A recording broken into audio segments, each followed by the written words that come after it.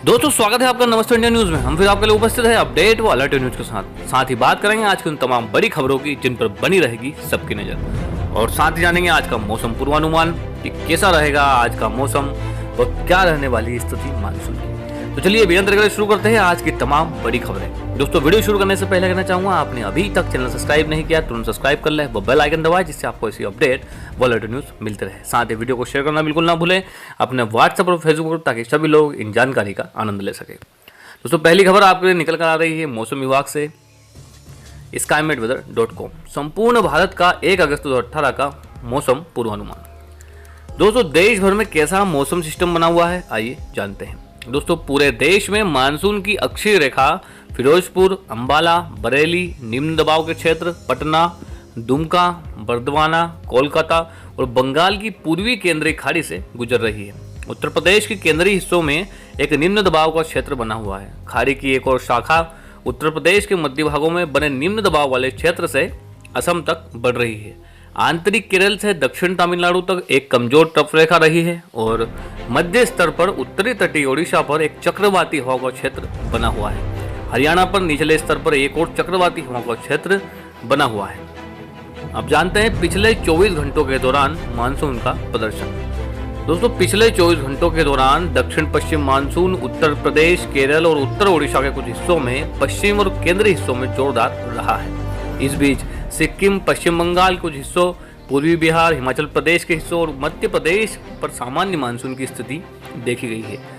सोमवार को 8:30 बजे से पिछले 24 घंटों में कानपुर में 186 मिलीमीटर बारिश दर्ज की गई। इसके बाद बालसोर में 120 मिलीमीटर, पुरुलिया में 113 मिलीमीटर और बहराइच में 100 मिलीमीटर वर्षा दर्ज की गई। अब जानते हैं आने वाले 24 घंटों के दौरान कैसा रहेगा देश का मौसम। दोस्तों अगले 24 घंटों के दौरान मानसून उत्तर प्रदेश के दक्षिणी और मध्य भागों पर जोरों पर रहेगा, यानी कि उत्तर प्रदेश के दक्षिण भाग और अन्य भागों को सावधान रहना चाहिए। वहां पर भारी बारिश होने की संभावनाएं मौसम विभाग के द्वारा जताई जा रही है। साथ ही उत्तर प्रदेश, उत्तराखंड, उत्तर बिहार, उप हिमालयी पश्चिम बंगाल, सिक्किम और पूर्वोत्तर राज्यों पर सक्रिय मानसून की स्थिति में 1 या 2 जगहों की भारी बारिश के साथ मध्यम से वर्षा होने की संभावनाएं जताई जा रही है। मानसून बिहार, पश्चिम बंगाल, ओडिशा, उत्तर छत्तीसगढ़ और केरल के बाकी हिस्सों में सामान्य रहेगा। साथ ही मध्य प्रदेश में भी मानसून ने अब दम तोड़ दिया है, वह सामान्य स्थिति में आ गया है। दोस्तों ये थी आज की अपडेट खबर। हमने जाना कैसा रहेगा आज का मौसम व क्या रहने वाली है स्थिति मानसून की। अब जानते हैं अगली बड़ी अपडेट खबर जिन पर बनी रहेगी सबकी नजर। तो पहली खबर आपको निकल कर आ रही है बड़ी खबरों में, ममता के गृहयुद्ध वाले बयान से चकित है अमित शाह।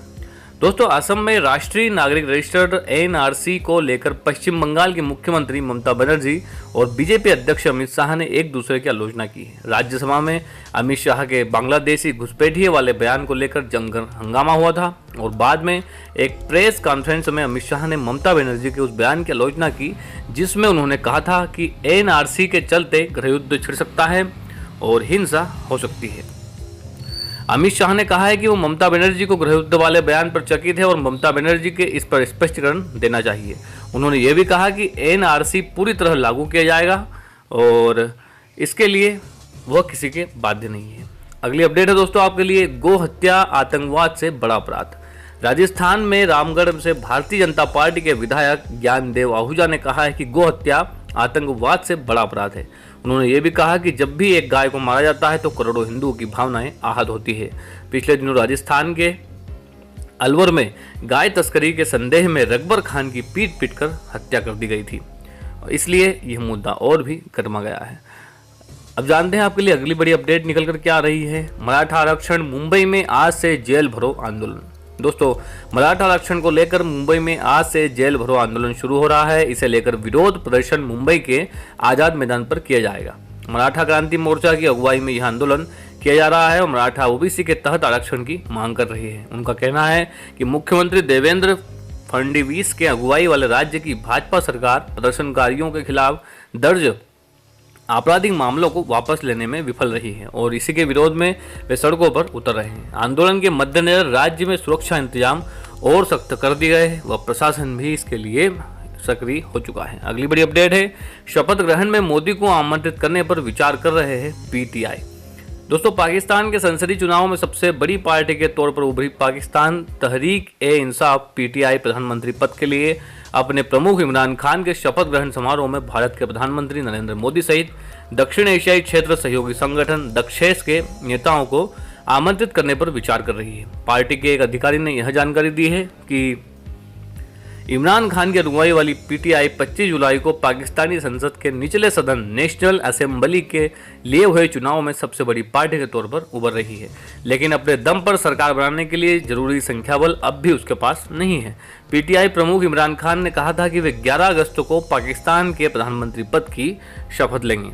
अगली अपडेट है आपके लिए, भारत महिला हॉकी विश्व कप के क्वार्टर फाइनल में। दोस्तों, वंदना कटारिया के 2 और लालरे मसियामी के 1 गोल के दम पर भारत ने महिला विश्व कप का हॉकी के प्ले ऑफ मुकाबले में इटली को 3-0 से हराकर क्वार्टर फाइनल में अपनी जगह बना ली है।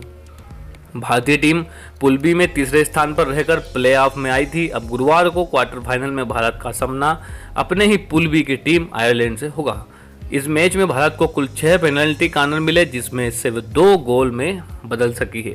तो दोस्तों, ये थी आपके लिए आज की वो बड़ी खबरें जिन पर बनी रहेगी सबके नजर। अब जानते हैं आपके लिए और बड़ी अपडेट निकल के क्या आ रही है। उसमें पहले निकल कर आ रही है आपके लिए 12 अंकों वाले आधार नंबर को लेकर UIDAI ने दी ये बड़ी चेतावनी। दोस्तों, भारतीय विशिष्ट पहचान प्राधिकरण UIDAI ने मंगलवार को लोगों को चेतावनी दी है कि वे अपना 12 अंकों का आधार संख्या इंटरनेट पर सोशल मीडिया पर साझा नहीं करें। प्राधिकरण की यह चेतावनी ट्राई अध्यक्ष की ओर से आधार संख्या ट्वीट पर साझा करे हैकरों को चुनौती देने के बाद आई है। UIDAI की ओर से जारी बयान में कहा गया कि इस तरह की गतिविधि अनावश्यक है और इससे दूर रहना चाहिए, क्योंकि कानून के अनुरूप नहीं है। इसलिए लोग सार्वजनिक रूप से आधार संख्या इंटरनेट और सोशल मीडिया पर साझा कर दूसरों को चुनौती देने की प्रवृत्ति से बचें। बयान में चेतावनी दी गई कि किसी और के आधार संख्या से आधार प्रमाणीकरण करना या किसी अन्य वजह से दूसरों का आधार संख्या इस्तेमाल करना आधार कानून और भारतीय दंड संहिता के अपराध के तहत आता है। अगर कोई इस कृत्य में शामिल हुआ पाया जाता है तो इस तरह की गतिविधि को प्रोत्साहित करता है तो उस पर कानूनी कार्रवाई की जा सकती है। इसलिए लोग इस तरह की गतिविधि से दूर रहें। और बयान में कहा गया कि आधार विशिष्ट पहचान है तो इसका इस्तेमाल विभिन्न सेवाएं, लाभ और सब्सिडी लेने के लिए व्यक्ति की पहचान स्थापित करने के लिए किया जा सकता है। UIDAI नियमित तौर पर लोगों को आधार संख्या प्रदर्शित करने, प्रकाशित करने या सार्वजनिक रूप से साझा नहीं करने के लिए जागरूक करता है। प्राधिकरण ने कहा कि 12 अंकों का आधार नंबर व्यक्तिगत और संवेदनशील सूचना है, जैसे बैंक खाता संख्या, पासपोर्ट संख्या, पैन नंबर। इसलिए इसे तभी साझा किया जाए जब कानूनी रूप से यह आवश्यक हो। IT नियमों के तहत भी संवेदनशील सूचनाओं के प्रकाशन और सार्वजनिक रूप से साझा करने पर रोक है। बयान की क्यों पड़ी आवश्यकता? दोस्तों, भारतीय दूरसंचार नियामक प्राधिकरण ट्राई के अध्यक्ष RS शर्मा ने शनिवार को ट्वीट पर अपना आधार संख्या साझा किया था। साथ ही हैकरों को चुनौती दी थी कि वे इसमें दर्ज सूचना को हैक कर निकालें और उसका दुरुपयोग करके दिखाएं। इसके बाद कुछ ने दावा किया कि उन्हें शर्मा के बैंक खाते ईमेल की सूचना प्राप्त कर ली है। हालांकि शर्मा ने सूचना लीक होने से इनकार किया था। दोस्तों, ये थी आपके लिए बड़ी अपडेट। आप भी अपने आधार नंबर को कहीं साझा ना करें, नहीं तो हो सकता है कि आप परेशानी में पड़ सकते हैं। अगली अपडेट है आपके लिए व्हाट्सएप ग्रुप वीडियो कॉलिंग का श्री गणेश जाने कैसे करें प्रयोग। दोस्तों, फेसबुक के स्वामित्व वाले व्हाट्सएप ने वीडियो कॉलिंग के बाद अब ग्रुप वीडियो कॉलिंग की शुरुआत कर दी है। व्हाट्सएप का नया फीचर ग्रुप कॉलिंग वीडियो के लिए ही नहीं बल्कि ऑडियो के लिए भी प्रचलित है। व्यक्तिगत वीडियो कॉलिंग का फीचर पहले से इसमें मौजूद है। व्हाट्सएप के मुताबिक वीडियो कॉलिंग का ये फीचर लाइव कर दिया गया है। आज से दुनिया भर के iOS यूजर्स और एंड्रॉयड यूजर्स को मिलेगा। व्हाट्सएप ग्रुप कॉलिंग में 4 यूजर्स से एक साथ वीडियो चैट कर सकते हैं। व्हाट्सएप का दावा है कि इस फीचर को इस तरह से डिजाइन किया गया है ताकि हाई स्पीड इंटरनेट की जरूरत हो। कंपनी ने कहा कि यह video call end to end encrypted होंगे, जैसे कि व्हाट्सएप के मैसेज होते हैं, और इसमें प्रयास किया गया है कि ज़्यादा हाई नेट इसमें यूज़ ना हो और कम नेट में भी ओपन हो। व्हाट्सएप ग्रुप वीडियो कॉलिंग की शुरुआत करने के लिए यूजर को सबसे पहले कॉल लगाना होगा। इसके बाद आपको 2 लोगों को ऐड करना होगा। इस फीचर के बाद दूसरे वीडियो कॉलिंग प्लेटफॉर्म जैसे कि स्काइप को टक्कर मिलने की उम्मीद है। व्हाट्सएप का यूज बेस बड़ा है और दुनिया भर में इसके 1.5 बिलियन मंथली एक्टिवेट यूजर्स हैं। फेसबुक ही कंपनी इंस्टाग्राम ने वीडियो कॉलिंग का फीचर हाल ही में दिया है। कुल मिलाकर फेसबुक, मैसेंजर, व्हाट्सएप और इंस्टाग्राम इन सभी फेसबुक के प्लेटफॉर्म पर अब वीडियो कॉलिंग की शुरुआत हो चुकी है। अगर आपके व्हाट्सएप में ये फीचर नहीं है तो ऐप स्टोर या प्ले स्टोर से ऐप अपडेट कर लें, जिससे कि आपको यह वीडियो कॉलिंग की और ग्रुप वीडियो कॉलिंग की सुविधाएं प्राप्त होगी, वह इसका आनंद आप ले सकेंगे। अगली अपडेट है आपके लिए दोस्तों, दुकानदार ने 10 रुपए का सिक्का लेने से मना किया तो अदालत ने सुनाई सजा।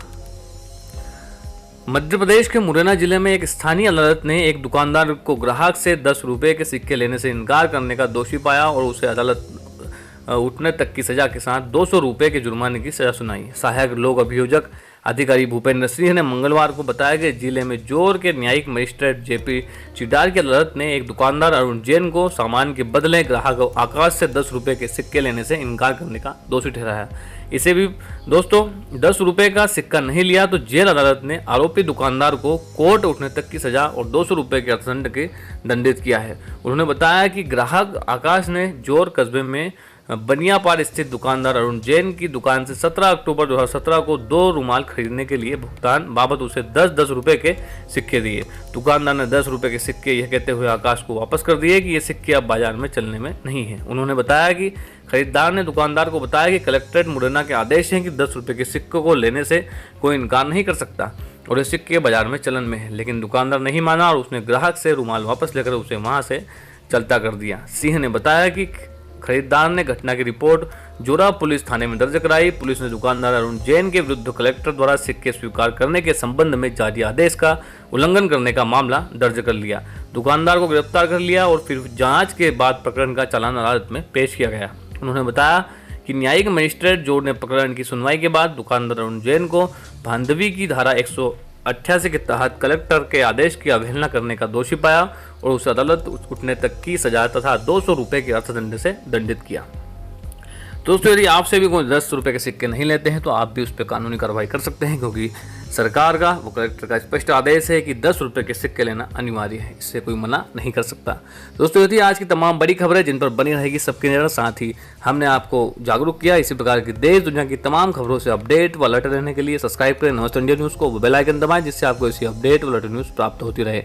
वीडियो को शेयर अवश्य करें अपने व्हाट्सएप व फेसबुक पर ताकि सभी लोग इस जानकारी का आनंद ले सके। तो इस वीडियो में इतना ही, फिर आपके लिए उपस्थित होंगे अन्य जानकारी के साथ। तब तक के लिए दोस्तों खुश रहिए, स्वस्थ रहिए। नमस्ते इंडिया।